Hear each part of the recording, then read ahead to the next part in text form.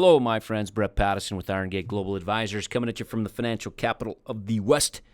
That, my friends, is Salt Lake City, Utah, where we are going to discuss in our June market commentary the Summer Doldrums. What does that mean? What effect can that have on a portfolio, if any? The most important part of our conversation today will be understanding risk and 3 key points that me and my partner, Brian Hunsaker, will discuss in more detail. But first off, understand, as we always do, we have a process for investing here at IGGA Global Advisors. We don't chase returns. We have a process. It's not results-driven, but we know that if we follow our process, which is based on the probabilities of making money, think of a distribution curve, we know that if we focus on that process, that the results will ultimately come over time, that process will work. So that said, it's important to understand where we are in the month, or not in the month, but in the year of 2016. A couple of things regarding year-to-date returns for 2016. We're looking at the sector returns as well as the S&P 500, which is at the top of your screen there.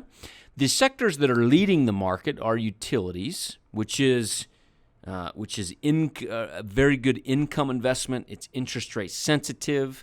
It's done well as interest rates haven't gone up as fast as people thought they would, right? And people looking for that yield, which we've talked about a lot in these market commentaries before. The other sectors that are doing quite well is energy's had a great rebound. The price of oil has rebounded.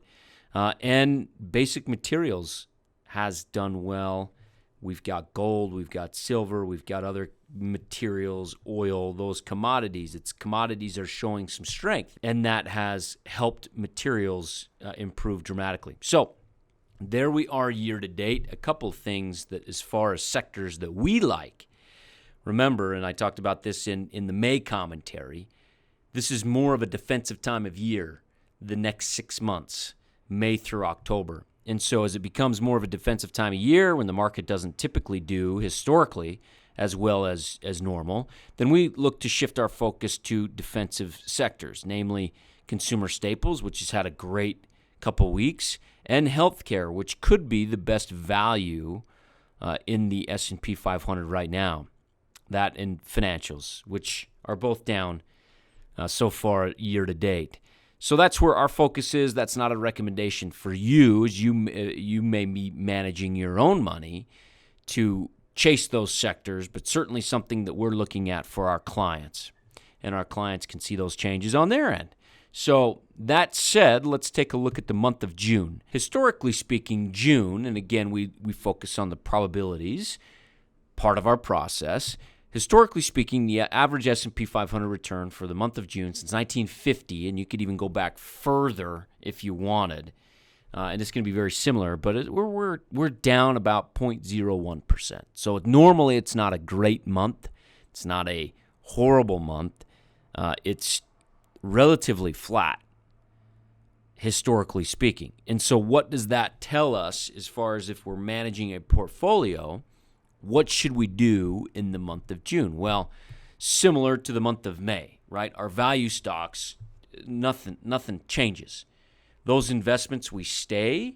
Doesn't matter what time of year it is. We will hold those stocks because we know the true value of the company, and we're confident in those stocks moving forward. Now, we may sell covered calls on those stocks as the opportunity presents itself. That, again, is different for clients depending upon tax situations and types of accounts and capital gains and stuff like that. But that's what we will look to do. That's why that perhaps is there. Sell covered calls and not just sell covered calls, right? It's different for everybody.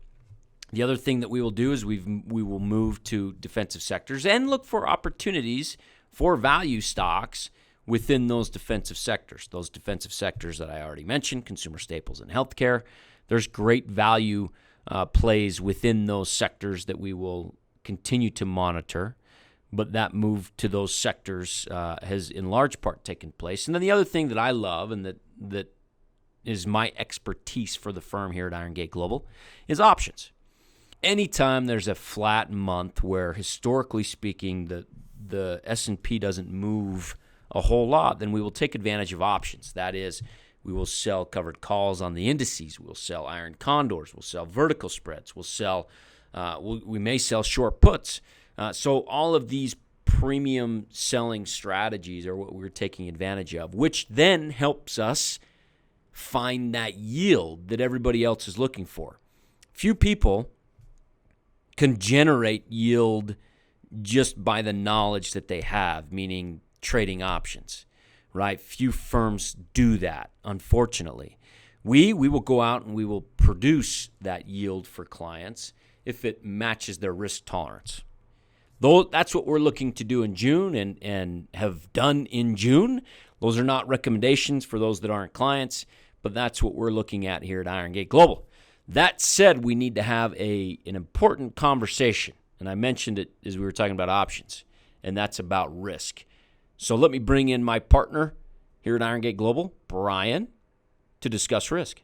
All right, my friends, we'd like to welcome in Brian Hunsaker, my partner here at Iron Gate Global Advisors, to talk about something very, very important, risk. Everybody needs to know about risk, and these are 3 key points that we need to bring up to make sure that everybody's clear, especially those people that we're investing money for, on how we view risk. Brian, how are you? Doing great. How you doing, Brett? I'm doing fantastic, thanks, and we're about to talk about one of your favorite topics, because you and I talk about this nonstop in the office, as any good money manager should, right? Risk. We've been talking about it this morning, We've been debating about it and what we should say, and I love talking about risk. There's so much confusion about risk in the marketplace, and I love talking about it and helping people understand what risk is and what it's not. The first thing I wanted to mention is volatility is not risk. And really, that is the definition of risk on Wall Street, is how much volatility does a stock have. We call it beta, and the higher the beta, the more risk a stock has or investment has. And it's really, if you look, that idea has come from academia. There's that volatility. We can measure volatility, but how do you measure all these unquantifiable measures of risk, like if a stock has, the business is weak or something like that? It's hard to measure, but we can measure volatility. One of the charts that I like, that Brett, we did a blog last month on, is showing the probability of losing money on stocks based on your time horizon. And you can see, if you're a one-day investor, 46% chance of loss. But if you invest for at least a month, your risk is reduced down to 38%, and so on. And if you go out to 3 years, 17%, and 5 years, 11%, and then over a 10-year period, your chance of loss is 6%. So you have a 94% chance of making money over a 10-year period. So very few investors have lost money over a 10-year horizon. And that's a good point, Brian. Over the 10 years that I taught retail investors, very few could make money in stocks, and that's because their time horizon was probably 1 month, and then they would throw a stop loss on the stock, which further increases their probability that they're going to lose just by the nature of the stop loss and the volatility of the underlying. And so the longer you hold a stock, the better chance of making money. And we'll talk more about that here in a second, I believe, that holding period. But you also mentioned something very first I want to talk about, beta. The principle of beta, right, is being that measurement for Wall Street risk. Beta looks at the past. What is something done in the past where, like you said, the business could change, so the volatility of the underlying could change, right? Absolutely. Yeah, absolutely. And it's funny, when a stock has a higher beta and it's going down in price. This is a Howard Marks concept. When a stock is cheaper, really the risk in that stock, if you think about it, is actually gone down, as opposed to a higher price stock. The risk goes up. It's the opposite of what people think. They think if a stock's going up, the risk it's not a very risky stock. But if the stock is down, they think, oh, well, that's a risky stock. Well, in all reality, if you can buy a stock, this is the value investor mentality in me. If I can buy a stock that's cheap, and I think I've increased my odds of higher returns when I buy it right, when I buy it cheap. But the mentality on Wall Street is, if the stock is going up, that's the time to buy. If it's up, it's high, that's the time to buy. Well, we like to buy stocks that are cheap, and we think that increases our future long-term returns. All right, I love it. One quick story about that concept that I love. One of my favorite movies I've ever seen, Big Short, right? Fantastic movie. Towards the end of the movie, you have Michael Burry as it's portrayed in the movie. And he just types a letter to his investors telling him how much money they made, which was just an enormous amount. And then one of his investors finds out that he's buying stocks when the market is at a, not at an all-time low, but at a significant low in 2008, late 2008. His investors were saying, "What are you, crazy? You're buying stocks when the market is down this far?" And I'm thinking to myself, that's exactly what they should be doing. That's the principle you're talking about right there. Absolutely. And we had a great experience back in 2008, 2009, doing the same kind of things. Unfortunately, most of our customers and investors didn't want to invest new money in 08 and 09 when the market was down. In fact, the mentality was, let's take money off the table. Those few customers that actually were willing to step up to the plate in 08 and 09 made a killing over the next 5-6 years. I mean, it made an absolute killing. This is exactly what Michael Burry did in The Big Short. As did you. Exactly. And one of the reasons why you have advisors, folks, is to prevent you from making stupid mistakes. And that's kind of that concept we're talking about, buying at the right time. All right, so we've hit this. Let's move on to the next bullet point here about risk, which is the risk is the probability that you will have a permanent loss of capital.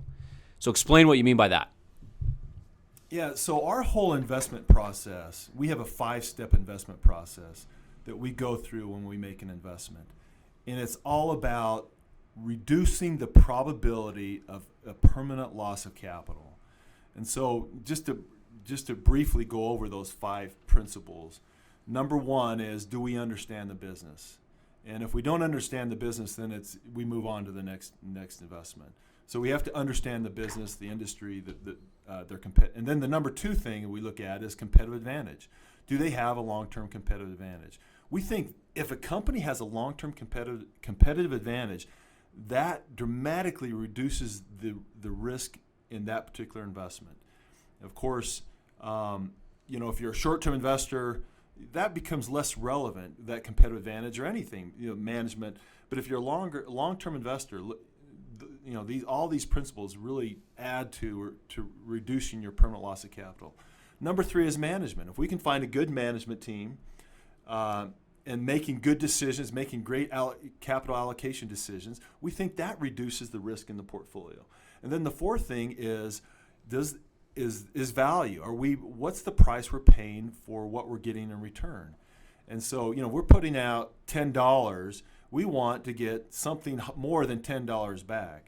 And so we're looking to buy companies at a value price. And we think the lower that we can pay for an asset and the higher the value of that asset reduces our risk. And the last thing is, which I love, is if we can buy these assets that are growing. So a growing asset base, a growing earnings base, a growing revenue base. We put all those things together. We think that reduces the probability of permanent loss of capital.